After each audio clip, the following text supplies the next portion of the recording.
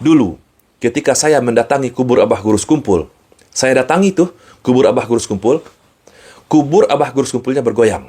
Bergetar hebat, teman-teman. Kubur Abah Gurus Kumpul yang seperti kamar pengantin itu bergoyang, terbelah, keluar Abah Gurus Kumpulnya.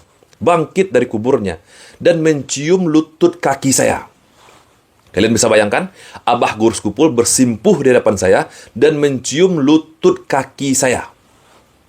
Setelah Abah Gurus Kumpul mencium lutut kaki saya, dia masuk lagi ke kuburnya. Abah Gurus Kumpulnya bangkit dari kubur hanya untuk mencium lutut kaki saya. Kalian percaya? Tentu sebagian kalian mempertanyakan kisah ini.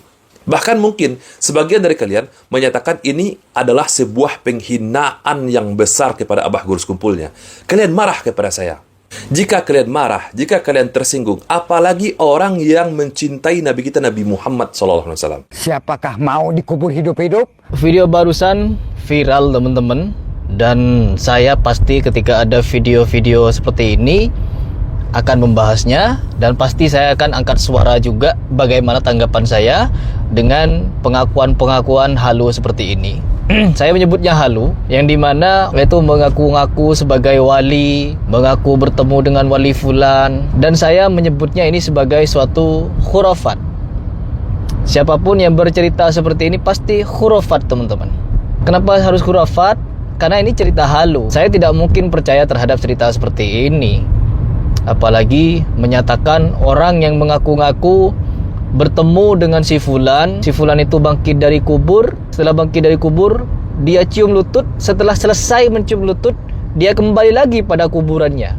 Saya menganggapnya ini adalah khurafat, dan orang ini menghina si fulan, teman-teman. Karena di sini yang terkait ini menyebut Gurus Kumpul, berarti orang ini menghina Gurus Kumpul. Ya, saya keras di sini. Orang tersebut yang ngaku-ngaku bertemu dengan Gurus Kumpul ini, ketika berziarah ke kuburnya Gurus Kumpul, lalu si kumpul katanya, Gurus Kumpul, Pak Gurus Kumpul ini mencium lututnya, maka inilah suatu pengakuan yang sangat menghina Gurus Kumpul, teman-teman. Ya, menghina ini karena Gurus Kumpul ini waliun min auliyaillah, ya teman-teman. Diakui sama Al-Ustad Adi Hidayat hafizahullah ta'ala. Sangat luar biasa kan? Bagaimana mungkin seseorang yang mulia bangkit dari kubur hanya untuk mencium lutut? Gurus Kumpul bangkit dari kubur hanya untuk mencium lutut, kan nggak masuk akal.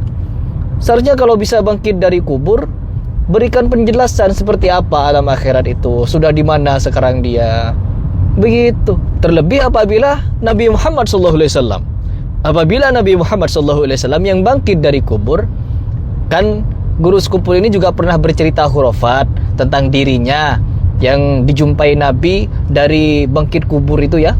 Bangkit dari kubur Nabi Muhammad SAW, lalu mencium lututnya Gurus Kumpul. Seharusnya Rasulullah SAW bukan hanya sekedar cium lutut, tapi memberikan informasi yang dibutuhkan umat, seperti bagaimana hukum ini, hukum itu, ijtihad ini, keputusan ulama yang begini dan lain sebagainya. Agar apa? Agar tidak ada perpecahan. Mana yang benar antara Salafi, Aswaja, Muhammadiyah, Persis, Al-Irsyad?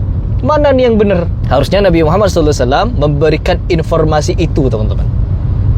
Kalaulah ini bukan khurafat, tapi sayangnya ini khurafat, sebagaimana yang terjadi kepada Mas Reski Maisha Putra ini, yang mengaku-ngaku melihat kuburan Gurus Kumpul goyang-goyang, terbelah, keluar dari kubur, cium lutut, lalu balik lagi ke kuburan. Ini khurafat ini. Pokoknya siapapun yang cerita hal serupa ini khurafat, teman-teman, pendusta. Gak mungkin, ya, gak mungkin hal ini bisa terjadi. Apalagi orang mulia bangkit kubur hanya untuk perkara cium lutut. Harusnya kalau memang bisa bangkit dari kubur, ya menghentikan perpecahan itu lebih utama daripada hanya sekedar cium lutut. Saya cinta. Kalau tidak cinta nggak kena.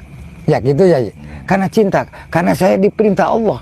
Tapi uniknya bangsa kita, uniknya umat Islam di Indonesia, hal seperti ini dianggap karomah. Ketika Gurus Kumpul yang mengaku hal demikian terjadi kepada Nabi Muhammad SAW, kepada orang yang mulia, umat percaya, berbondong-bondong, 4,1 juta berbondong-bondong datang ke haulnya, peringatan kematiannya. Saya yang tanggung jawab. Saya yang usul kepada Allah. Dan saya kepada guru pun, guru nggak tanggung jawab.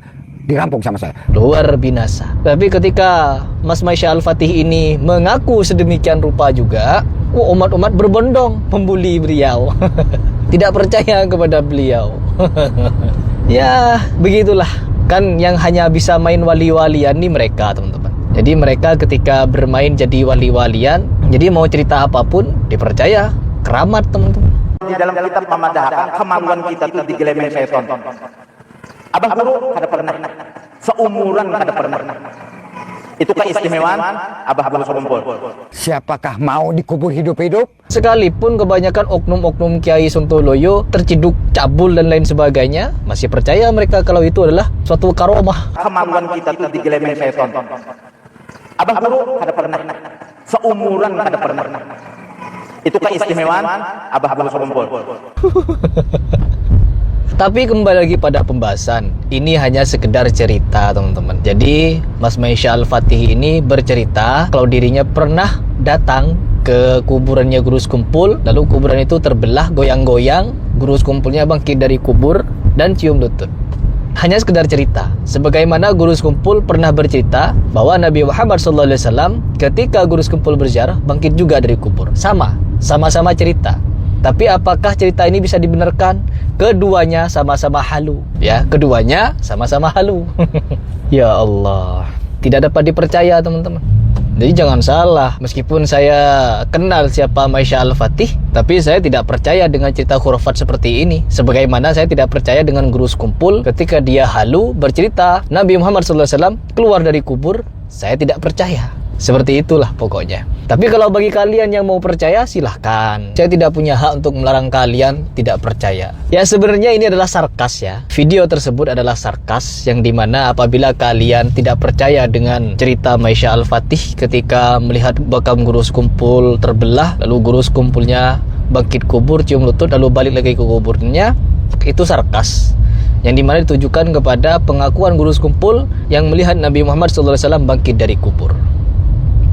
Ya, itu hanya sarkas. Saya pribadi pun kalau untuk membuat cerita-cerita halu seperti ini ya bisa. Oh, siapa itu Maisha Al-Fatih kok berani-beraninya bersaksi kalau dirinya dicium lututnya oleh Guru Skumpul. Guru Skumpul itu kan wali kutub, wali hebat, wali luar biasa. Siapa Maisha Al-Fatih? Lalu siapa Guru Skumpul ketika ada yang bersaksi kalau dirinya itu di dalam kamarnya, katanya ya teman-teman, menggurui Wali Songo. Di dalam kamar Guru Skumpul ada Wali Songo sedang berguru kepada Guru Skumpul. Orang sudah wafat berguru kepada orang yang hidup. Siapakah mau dikubur hidup-hidup? Apa itu namanya kalau bukan halu? Saya boleh saja, saya mau menganggap Maisha Al-Fatih misalkan nih, saya menganggap bukan hal yang mustahil karena Maisha Al-Fatih itu seorang wali juga dia. Jadi tidak mustahil dia didatangi oleh Guru Skumpul dan dicium lututnya. Kalau perlu Guru Skumpul berguru sama Maisha Al-Fatih di dalam kamarnya. Jadi Maisha Al-Fatih menggurui Guru Skumpul di dalam kamarnya, sebagaimana Guru Skumpul menggurui Wali Songo di dalam kamarnya. Sekalian buat cerita-cerita halu Sontoloyo agar bisa menghipnotis umat. Ya, terbukti dengan cerita-cerita halu sedemikian rupa bisa menghipnotis 4,1 juta umat datang ke haulnya Guru Skumpul, teman-teman. Bermodal cerita halu pokoknya. Kalau kalian ingin dikultuskan, ingin dipuja, ingin dimuliakan hidup kalian, ngaku-ngaku saja wali. Gak perlu pinter, gak perlu hebat, gak perlu hafiz Quran, gak perlu menghafal ribuan hadis, gak perlu. Cukup kalian itu pura-pura gila, pura-pura Sontoloyo, wali kalian di Indonesia. Mulia, ludah kalian dibeli. Ya Allah, Indonesia ini darurat ya. Indonesia darurat, tauhid sangat-sangat darurat. Jadi saya pribadi di sini mengajak kalian untuk berpikir ya, bukan untuk membenci.